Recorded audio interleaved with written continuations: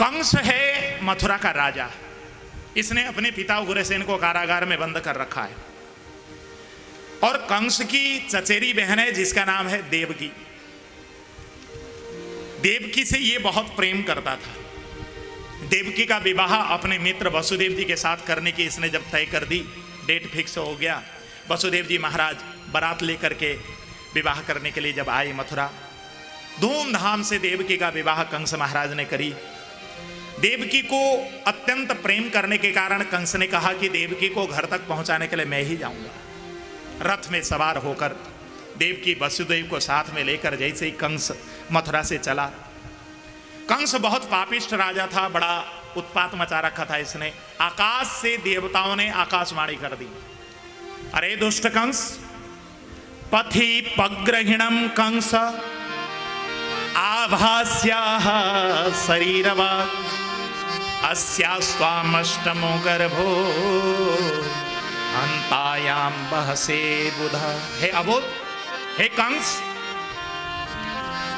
तू जिस बहन से अत्यंत प्रेम करता है, तेरा मौत इसी बहन का अष्टम गर्भ से होगा। जैसे आकाशवाणी से ये आवाज हुई, कंस तो तिलमिला गया, एक साथ रथ से छलांग लगाकर नीचे उतरा, म्यान में से तलवार निकाला और सोचने लगा कि मैं इस बहन का ही वध कर देता हूं, ना रहेगा बांस न बजेगी बांसुरी, मैं इसका कल्याण कर देता हूं। इस प्रकार जैसे ही बहन को मारने के लिए आगे बढ़ा, देवकी के बीच में और कंस के बीच में वसुदेव जी महाराज आकर बीच में खड़े हो गए। महाराज ये क्या कर रहे हो? एक अबला के ऊपर आपका जैसा प्रतापी राजा तलवार प्रहार करेगा? नहीं राजन, ये काम मत करो। इतना कहना था। कंस बोलने लगा, महाराज यदि मैं देवकी का वध नहीं करता हूं तो देवकी का गर्भ मुझे वध कर देगा। वसुदेव जी महाराज बोलने लगे, कंस मैं कह रहा हूं, मैं तुमको वचन देता हूं, तुम्हारे को जो खतरा है देवकी के अष्टम गर्भ से है, मैं इतना भी मानने के लिए तैयार हूं कि देवकी के जितने बच्चे होंगे वो सबके सब बच्चों को तुम मार देना, मैं इतने तक के लिए भी राजी हूं। लेकिन तुम देवकी का तो वध मत करो, अभी अभी मैंने शादी करी है भैया, इसका क्यों वध करते हो? जैसे ही वसुदेव जी महाराज ने इस प्रकार निवेदन किया, वसुदेव जी के ऊपर इसको पूर्ण भरोसा था, विश्वास था। कंस वहीं से लौट गया, बहन को छोड़ने गया था, रास्ते से ही वो वापस आ गया मथुरा की ओर। और वसुदेव जी महाराज अपनी पत्नी को लेकर जैसे ही अपने घर गए बटेश्वर, सुरसेन नगरी, देवकी के गर्भ से एक पुत्र का जन्म बटेश्वर में ही हुआ है। और जैसे ही पुत्र जन्म हुआ, वसुदेव जी महाराज कंस के साथ जो शर्त तय थी उसके अनुसार अपने पुत्र को लेकर कंस के दरबार में उस बालक को सौंपने के लिए आए। और कंस ने जैसे ही नन्हा सा बालक को देखा, तुरंत वसुदेव जी महाराज से कहने लगा, महाराज इस बालक से तो मुझे कोई खतरा नहीं है, खतरा है अष्टम गर्भ से, इसलिए इस बालक को ले जाओ। अब वसुदेव जी महाराज बड़े प्रसन्नता से उस बालक को लेकर जैसे ही देवकी के पास आए, देवकी की तो खुशी की ठिकाना नहीं, बहुत प्रसन्न हुई। उन्होंने तो आशा त्याग चुकी थी, लेकिन अपने पुत्र को जब जीवित अपने पति के हाथ में देखा, बहुत प्रसन्न हुई, भाव के आंसू गिरने लगे। लेकिन हुआ क्या कि नारद जी महाराज पहुंच गए कंस के दरबार में एक कमल का पुष्प लेकर, और कमल के पुष्प की पंखुड़ियां गिनने लगे, 1 2 3 4 5 6 7 8, 1 2 3 4 5 6 7 8, यहां से गिनते हैं तो ये 8, यहां से गिनते हैं तो ये 8, बार बार 1 2 3 4 5 6 7 8, 1 2 3 4 5 6 7 8 जब नारद जी करने लगे, कंस महाराज ने प्रश्न किया, महाराज ये क्या कर रहे हो? नारद जी बोलने लगे, भैया तुझे समझा रहा हूं। मुझे समझा रहे हो? 1 2 3 4 5 6 7 8, 1 2 3 4 5 6 7 8 कहकर मैं कैसे समझ जाऊंगा? नारद बोलने लगे, देख यहां से इस कमल की पंखड़ी को गिनता हूं तो ये वाला पंखड़ी 8वां होता है, और 8वें से गिनता हूं तो ये वाला 8वां होता है, कुछ पल्ले पड़ा? कंस बोलने लगा, महाराज मेरी मोटी बुद्धि है, ठीक से समझाओ, मुझे पल्ले नहीं पड़ा, स्पष्ट कहो महाराज। नारद जी बोलने लगे, ये देवता बड़े चतुर हैं, अष्टम गर्भ को पहला गर्भ और पहला गर्भ को अष्टम गर्भ बनाने में देवताओं को देर नहीं लगेगी। मैं तो तेरा हित चिंतक हूं, इसलिए तुझे सावधान करने आया हूं, शेष तो तुझे सोचना है। इतना जब कहा, तुरंत कंस सोच में पड़ गया और एक साथ चिल्लाते हुए बोलने लगा, नारद जी कहीं आप देवकी के गर्भ के विषय में तो बात नहीं कर रहे हैं? नारद जी बोलने लगे, हाँ तो पहुंच तो ठीक जगह गया है। इतना कहकर नारद जी नारायण नारायण करके वहां से निकल गए।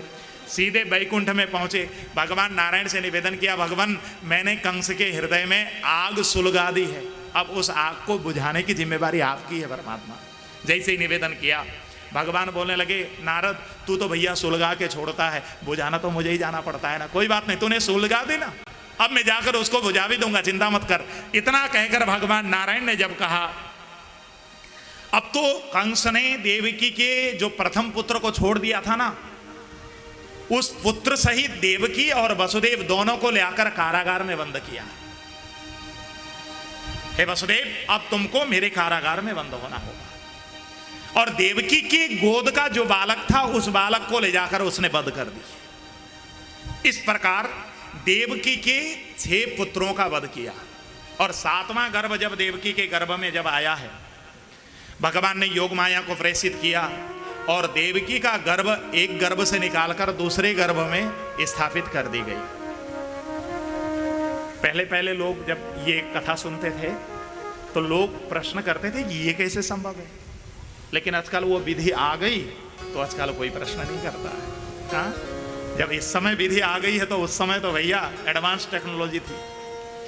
भगवान तो भैया संसार के सबसे बड़े सर्जन डॉक्टर हैं।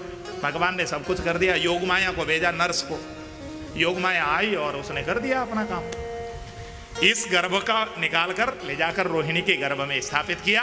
रोहिणी के गर्भ से गोकुल में बलराम जी का प्राकट्य हुआ। कंस को खबर लगी कि देवकी का 7वां गर्भ गिर गया है। कंस तो बड़ा प्रसन्न हुआ कि मुझे मारना पड़ता, लेकिन वो तो पहले ही अपने आप मर गया। अरे ये तो बड़ा अच्छा हुआ। कंस बड़ा प्रसन्न हुआ। अब देवकी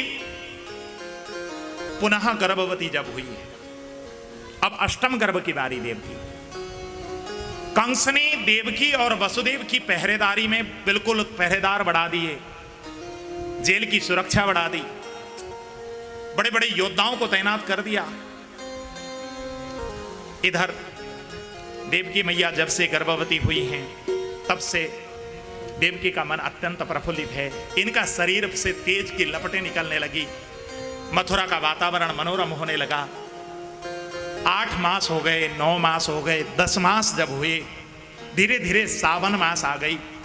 जब सावन मास आया, यमुना में हिलोरे मार मार करके यमुना बहने लगी। वातावरण अत्यंत मनोरम हो गया। रिमझिम बारिश होने लगी। वातावरण अत्यंत न गर्म न शीतल, इस प्रकार का वातावरण हुआ। सारे वृक्षों में पुष्प लदित हो गए और सारे पक्षी आकर चहचहाने लगे। आकाश में आकर सारे के सारे देवताओं ने भगवान की गर्भगत स्तुति करना प्रारंभ कर दिया। आकर के सभी देवताओं ने गर्भगत स्तुति की है।